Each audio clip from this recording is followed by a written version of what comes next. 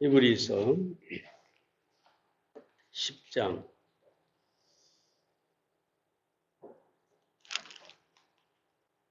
히브리서 10장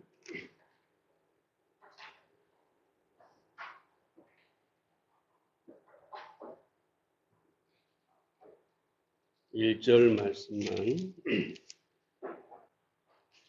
1절부터 10절인데요. 1절 말씀만 받들어서 읽겠습니다. 율법은 장차 오는 좋은 일의 그림자요 참 형상이 아니므로 해마다 늘 드리는 바 같은 제사로는 나아오는 자들을 언제든지 온전케 할 수 없느니라.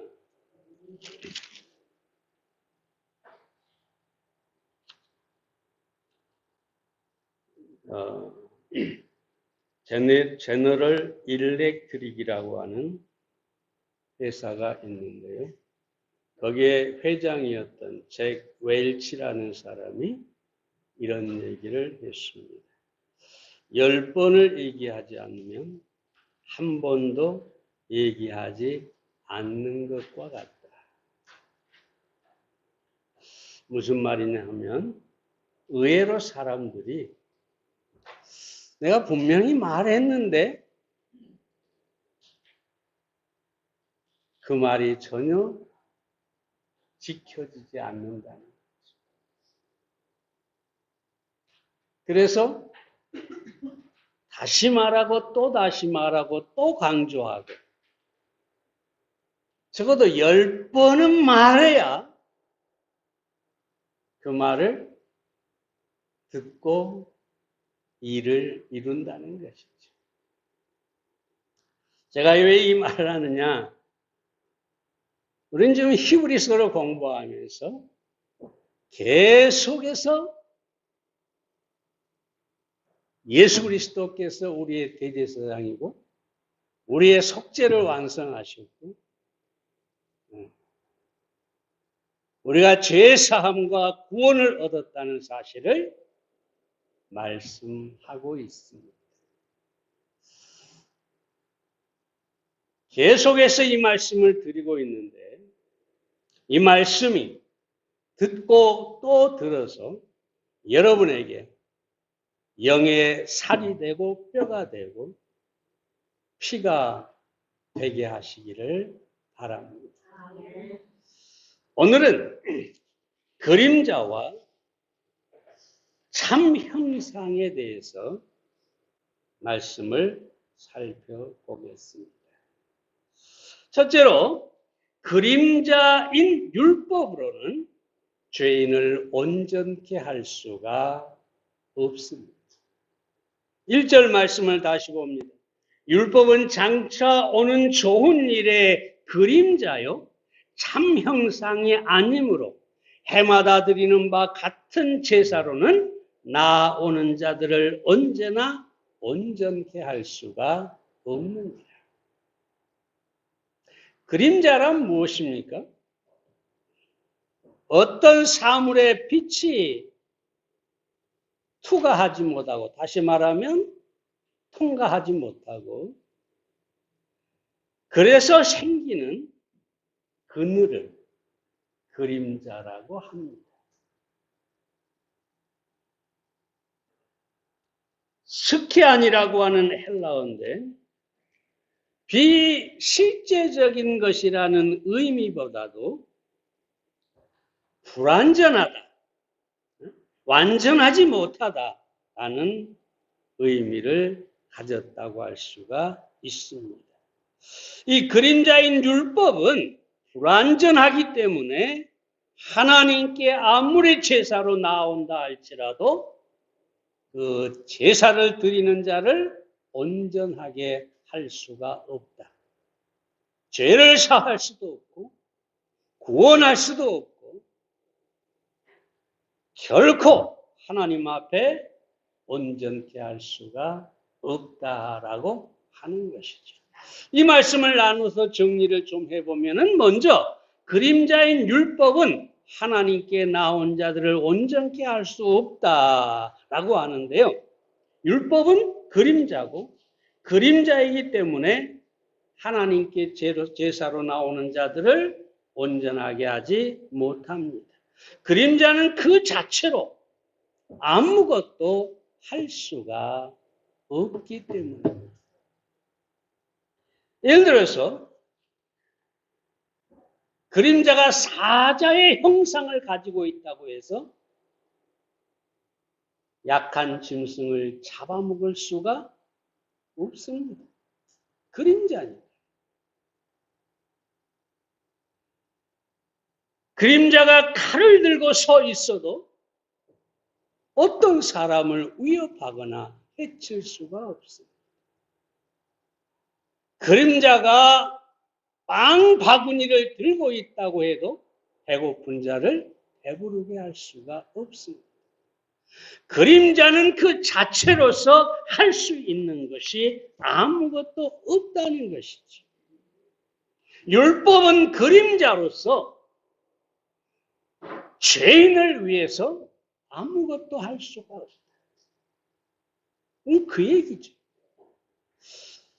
예전에 한번 말씀드렸습니다마는 어느 날 여우 한 마리가 해가 뉘어 서쪽으로 지고 있는데 어슬렁어슬렁 그 해 반대편으로 걸어갑니다. 근데 갑자기 보니까 자기 그림자가 엄청나게 길고 커요. 야, 내가 이렇게 크구나. 응? 호랑이 그 아무것도 아니야. 어? 근데 마침 그때 호랑이가 딱 옆을 지나가고 시비를 걸었죠. 야, 호랑아, 나 좀 봐. 응? 내 그림자를 봐라. 내가 이렇게 크다. 그 그림자가 마침 호랑이를 덮쳤어요. 근데 그 그림자가 호랑이의 털끝 하나도 해칠 수가 없었어요. 그래서 이 호랑이가 건방진 이 여우를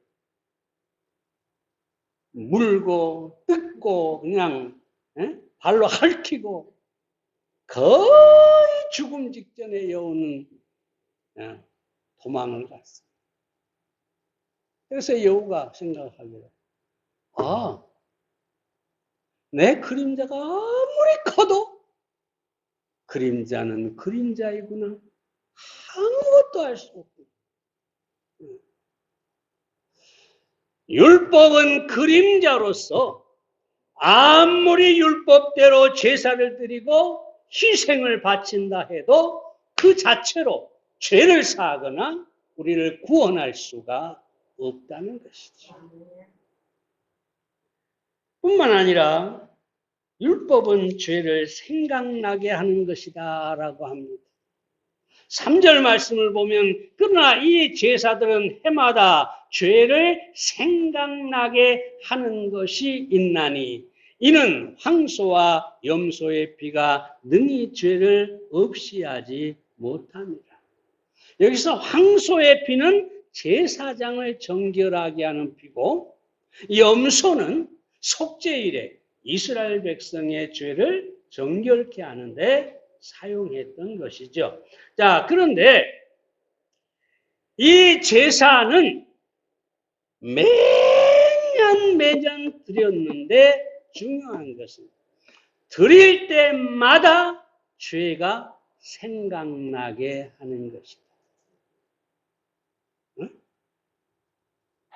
죄를 완전히 소멸해 버리지 못하기 때문에 제사를 드릴 때마다 죄를 생각하는 것이죠. 그래서 생각한다라고 하는 말은 아남네시스라는 말인데 계속해서 회상한다. 응?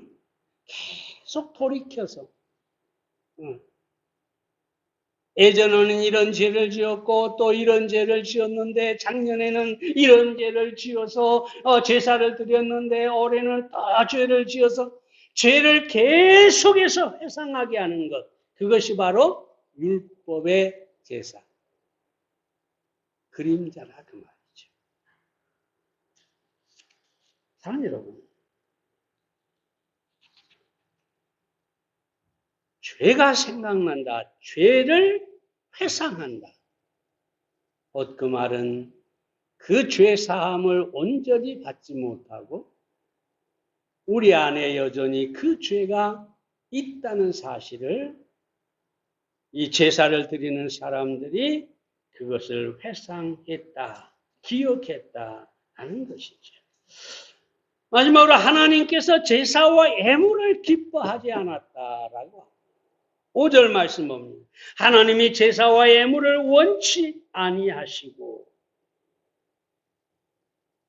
8절에 보면 제사와 예물과 전제로 번제함과 속죄제는 원치도 아니하시고 기뻐하지도 아니하신다. 짐승으로 드리는 제사를 하나님이 원하지도 않고 기뻐하지도 않았다. 왜? 그 제사가 온전케 할 수 없을 뿐만 아니라 계속 죄를 생각나게 하기 때문에. 아니라고. 사람의 죄는 사람의 생명으로 그 값을 지불해야 되는 것입니다. 생명은 생명으로, 이는 이로라고 말할 때 여기서 생명은 사람의 생명을 말해요. 물론 짐승, 소나 이런 짐승을 죽였으면 그 똑같이 짐승의 생명으로 갚아야 하지만 사람을 죽였으면 사람의 생명으로 그 죄값을 갚아야 하는 것이 원래 하나님의 법칙입니다. 그런데 사람이 죽었는데, 아니, 사람의 생명을 위해서 짐승을 잡아 피를 흘린다. 하나님께 그 제사가 합당하지 않는 거죠. 이스라엘 백성이 죄를 지었는데 그 죄를 위하여 짐승의 피를 바친다? 하나님께서 이것은 죄값으로 충분하지 않다. 응? 이 짐승의 피가 너희의 죄값으로 결코 합당하지 않다. 그래서 원하지도 않고 기뻐하지도 않는다. 다만 하나님께서 그럼 왜 율법에 제사를 드리라고 하셨느냐? 그림자로 앞으로 실제 그 형상, 참 형상이 올 것을 보여주시는 거죠. 그래서 이 그림자 제사를 드리게 했다는 것입니다. 다시 한번 말씀드립니다. 율법은 그림자이기 때문에 결코 죄를 사하거나 우리를 구원하거나 영생을 주거나 우리를 천국에 이르게 할 수 없는 것입니다. 그러므로 오늘날 이 율법을 통해서 어떻게 하든지 구원을 얻고 생명을 얻으려고 하는 사람들이 있는데, 율법은 뭐라고요? 그림자. 그림자는 아무것도 할 수가 없다. 자, 두 번째로 율법이 그림자라면 예수 그리스도는 참 형상이십니다. 5절 말씀을 다시 봅니다. 그러므로 세상에 임하실 때 가라사대 하나님이 제사와 예물을 원치 아니하시고 오직 나를 위하여 뭘요? 한 몸을 예비하셨도다. 실체가 없는 그림자는 없죠. 그러면 그게 소위 말하면 유령 같은 것이겠죠. 그림자가 쓱 지나가는데 실체가 안 온다. 이건 그 영화 같은 데서랑 보는 뭡니까? 유령이겠죠. 유령은 없습니다. 근데 그림자는 반드시 실체가 있다. 율법이 그림자라면 예수 그리스도는 참 형상, 실체가 되시는 분이시다. 여기에 대해서 몇 가지 또 정리를 해보면, 먼저 하나님께서 참 형상으로 한 몸을 예비하셨다는, 예비하셨다는 말은 준비를 하다, 장비를 갖추다, 그런 뜻인데요. 인간이 타락한 후에 하나님께서 가장 먼저 한 일이 무엇이었을까요? 네? 그렇죠? 근데 제가 원하는 답은 한 몸을 예비하셨다. 짐승을 잡아 가죽옷을 입힌 것은 그 한 몸의 그림자죠. 모형입니다. 그런데 창세기 3장 15절에 보면 우리가 잘 알죠? 여자의 후손을 약속하십니다. 이 여자의 후손은 누굽니까? 하나님이 우리를 위해 예비하신 한 몸이다. 여러분, 얼마나 놀라운 일입니까? 타락한 인간을 위해서, 범죄한 인간을 위해서 하나님이 창세기에 타락하자마자 가장 먼저 하나님이 하신 일이 여자의 후손 한 몸을 예비하셨다. 이게 사랑이 아니면 무엇이겠습니까? 창세기 22장에 보면 하나님께서 아브라함에게 네 아들의 독자 이삭을 바치라 그러잖아요. 그래서 이삭을 데리고 모리아 산을 가는데 가만히 아들 이삭이 보니까 양도 없고 염소도 없고 소도 없고 짐승이 아무것도 없어요. 나무는 가지고 가는데 제사를 드리기 위해서 다 준비해 가는데 정작 재물은 없어요. 그래서 물어보죠. 번제할 양은 어디가 있습니까? 아버지, 하나님 앞에 제사를 드리러 간다면서요. 그런데 번제할 양은 어디 있습니까? 그러니까 아브라함이 뭐라고 합니까? 하나님께서 친히 준비하셨다. 그런데 어떻게 됐습니까? 제단을 쌓고 나무를 올려놓고 그 위에 이삭을 올려놓고 막 하나님 앞에 잡아서 제물로 드리려고 하는데 하나님께서 멈추게 하시고 마침 그때 수양 한 마리가 거기에 있었죠. 하나님이 예비하신 수양이죠. 그래서 수양을 잡아 이삭을 대신해서 제사를 드리고 뭐라고 합니까? 여호와 이래라고 합니다. 여호와께서 이삭을 위해 준비하셨다. 예비하셨다. 이와 같이 하나님께서 모든 죄인을 위하여 한 몸을 예비하셨습니다.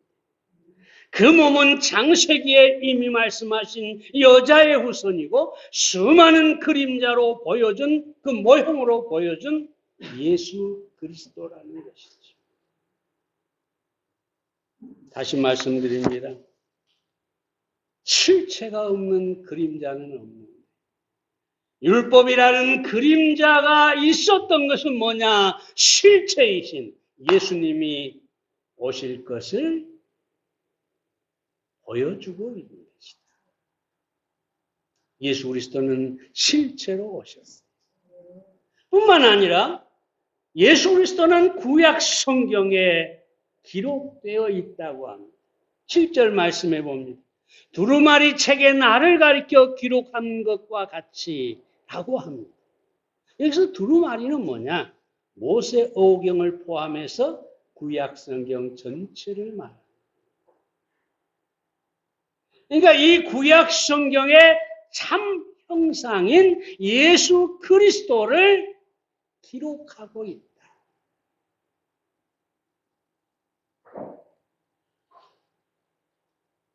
그래서 예수님께서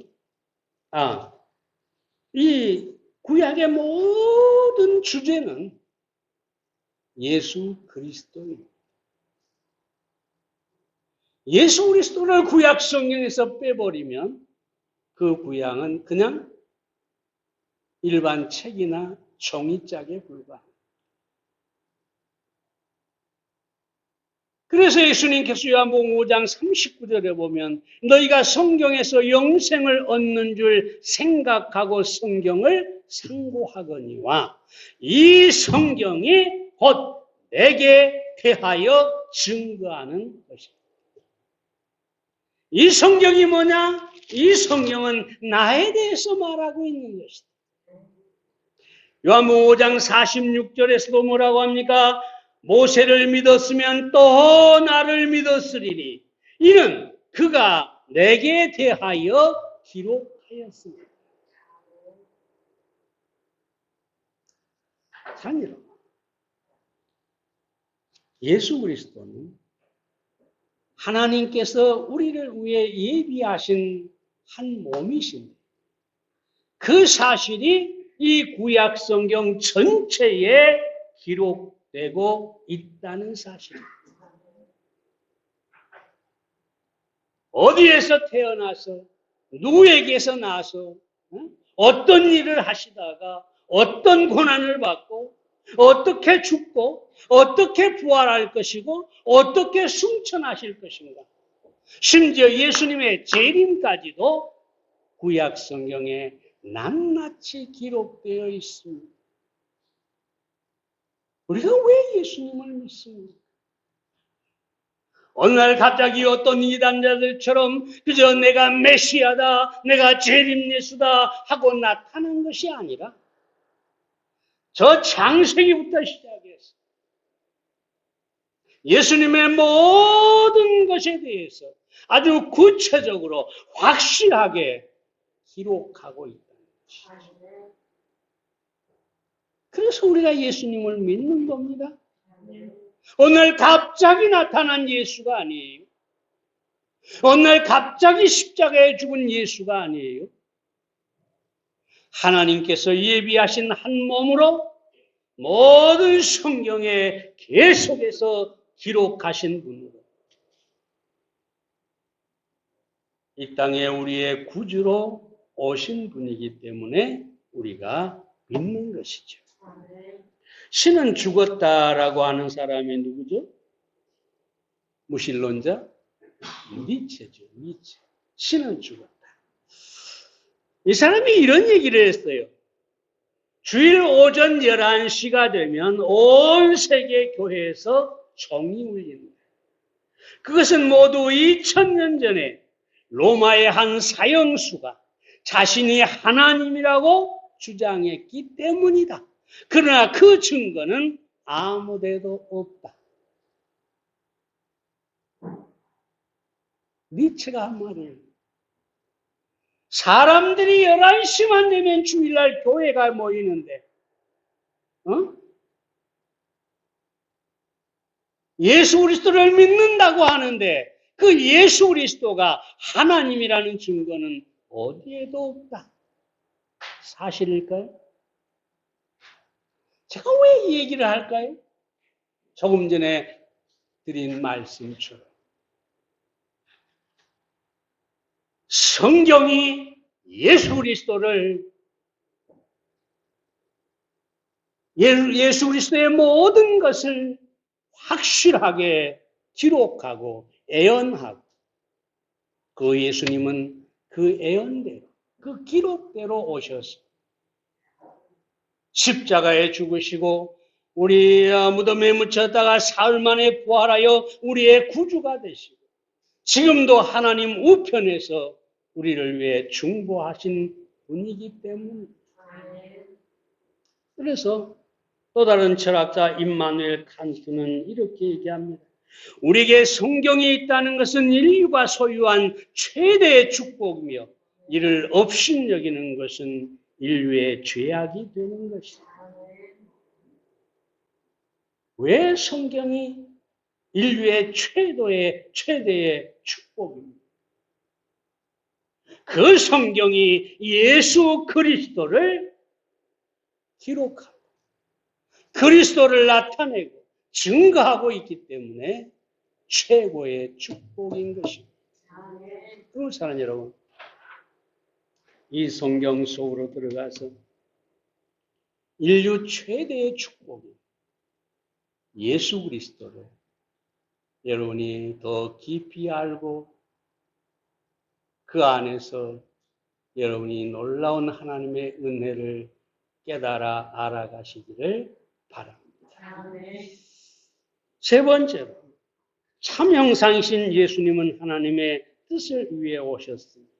7절 하반절 말씀을 봅니다. 하나님의 뜻을 행하러 왔나이다. 10절에서도 이 뜻을 좇아 예수 그리스도의 몸을 단번에 들이심으로 말미암아 우리가 거룩함을 얻었노라. 하나님은 그 뜻대로 한 몸을 예비하셨고, 그리고 예수님께서 누가복음 22장 42절에 보면 아버지여, 만일 아버지의 뜻이거든 이 잔을 내게서 옮기시옵소서. 그러나 내 원대로, 내 뜻대로 마옵시고 아버지의 원대로 되기를 원하나이다. 그리고 예수님은 단번에 십자가에서 자신을 드렸습니다. 구약처럼 매년 자주 드리는 제사가 아니라 단 한 번에 영원히 우리의 속죄를 위해 자신을 제물로 드리신 것입니다. 다시 말씀드리지만 예수님의 십자가의 죽으심은 단번에 영원히 완전한 속죄라는 사실을 여러분이 아시기를 바랍니다. 10장 18절에 보면 이것을 사하셨은즉 다시 죄를 위하여 제사 드릴 것이 없느니라. 단번에 영원히 완전하게 제사를 드려버렸기 때문에 다시 제사 드릴 필요가 없다. 그리고 10절 하반절에 보면은 이렇게 얘기합니다. 우리가 거룩함을 얻었노라. 예수님이 단번에 자신을 들이심으로 말미암아 우리가 거룩함을 얻었다. 여러분, 성경에서 늘 말씀드리지만 시제에 주의하셔야 됩니다. 이 거룩함을 얻었다라고 하는 이 말도 완료, 수동태, 완곡, 어법, 직설법이라고 합니다. 좀 말이 어렵습니다만 여기서 한 가지 알아야 할 것은 뭐냐면 완료. 이미 다 이루셨다. 거룩하게 할 것이 아니라 우리를 거룩하게 하셨다. 우리는 앞으로 거룩하게 되는 것이 아니라 이미 거룩함을 얻었다. 여러분 거룩하십니까? 자신 있게 말할 수 있습니까?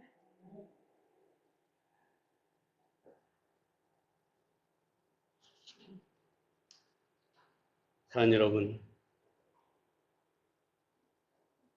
이 거룩함을 얻었다라는 말은 따로 분리시켰다 또는 성스럽게 했다. 이 거룩하다는 표현은 우리가 두 가지로 생각할 수 있는데요. 먼저는 분리입니다. 분리. 하나님께서 하나님의 소유로 하나님 편으로 갈라놓았다. 구별해놨다. 이걸 거룩하다. 예를 들어서 대제사장이 제사를 드릴 때 그 제사를 드리기 위해서 양을 가지고 오죠.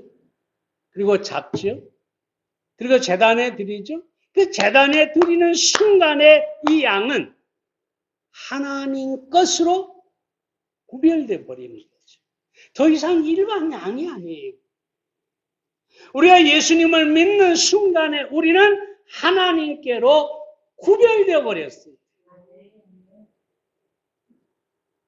우리 일반 사람하고 달라요. 똑같이 죄를 범할 수도 있겠지만 중요한 것은 우리는 하나님께로 구별돼서 이미 거룩함을 얻었다. 뿐만 아니라 우리는 거룩한 영을 소유했다 또는 거룩할 수 있게 됐다 이렇게 표현도 할 수가 있겠습니다. 실제적으로 우리가 우리 안에서 죄를 떠나서 거룩한 그런 사람이 되는 것을 또한 얘기하고 있습니다. 여러분, 헬라의 철학자 아리스토텔레스가 재밌는 얘기를 했죠. 신도 과거를 변화시킬 수가 없다. 과거의 허물, 과거의 죄, 과거의 어떤 것들, 그것을 신도 바꿀 수가 없다. 그러나 여러분, 우리가 알아야 할 사실은 하나님께서는, 아니 예수 그리스도는 우리의 과거를 바꾸실 수가 있다는 거죠.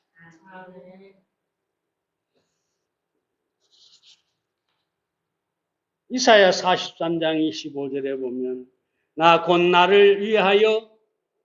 나를 위하여 내 허물을 도말하는 자니 내 죄를 기억지 아니하리라. 그래서 도말이라는 말은 무슨 말이냐? 지워버린다는 뜻이 또는 치워버린다는 뜻이 44장 이사야 22절에 보면 내가 내 허물을 빽빽한 구름에 사라진 같이 내 죄를 안개에 사라진 같이 도말하였으니 너는 내게로 돌아오라 내가 너를 구속하였으니. 이 도말이라는 말은 지운다는 말도 있지만 또는 치워버린다는 뜻인데 여러분 옛날에 시골에서 곡식을 이렇게 널어놓잖아요. 그 덕석이라고 그러죠. 근데 거기다 곡식을 열어놨다가 그것을 이제 저녁 때가 되면 거두죠. 그릇에 담죠. 그럼 덕석을 어떻게 할까요? 말아가지고 창고에다 갖다 놨죠. 이렇게 말아서 치워버린다. 하늘에 빽빽한 구름같이 우리의 죄가 있는데 그것을 그냥 다 말아서 치워버렸다.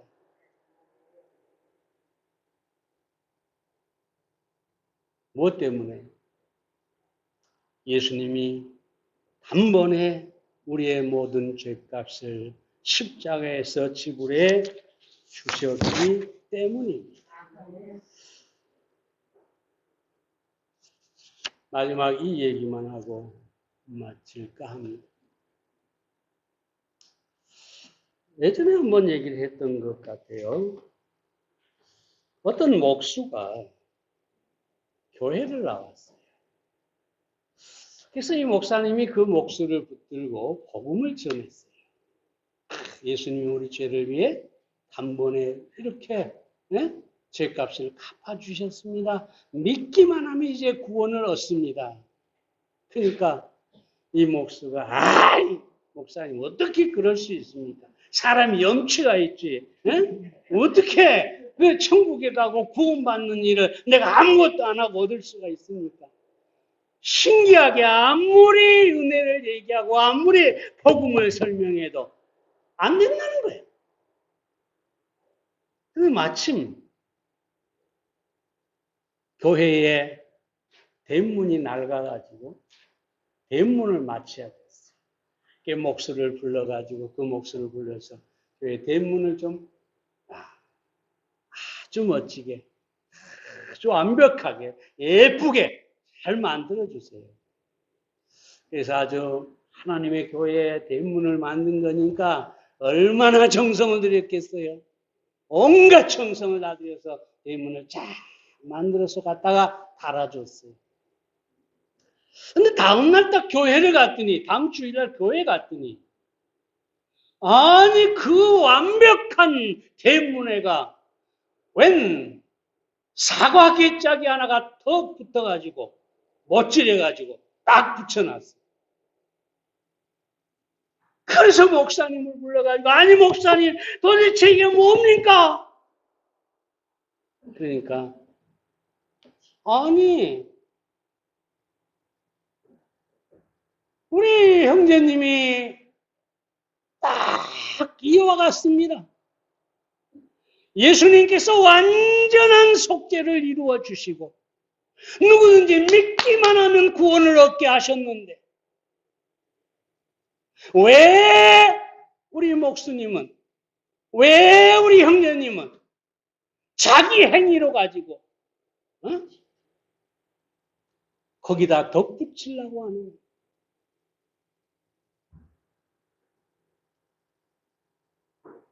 왜 뭔가를 더 해야 내가 뭔가를 해야 구원을 얻는다고 생각하느냐. 이미 완전하게 속죄를 이루셨기 때문에 하나님께서 그 속죄를 위해서 우리에게 아무것도 요구하지 않는 만약에 무언가를 해야만 된다면 마치 이 대문에 낡은 사각개짝과 같을 뿐이다. 오히려 우리 주님의 십자가의 속죄의 그 아름다운 완성을 해치는 것이다. 산 여러분, 우리가 주님을 위해 살아야 되겠죠. 헌신도 해야 되겠죠. 그러나 속죄에 있어서만큼은 이미 주님이 완성하셨습니다. 그리고 우리를 거룩해 하셨습니다.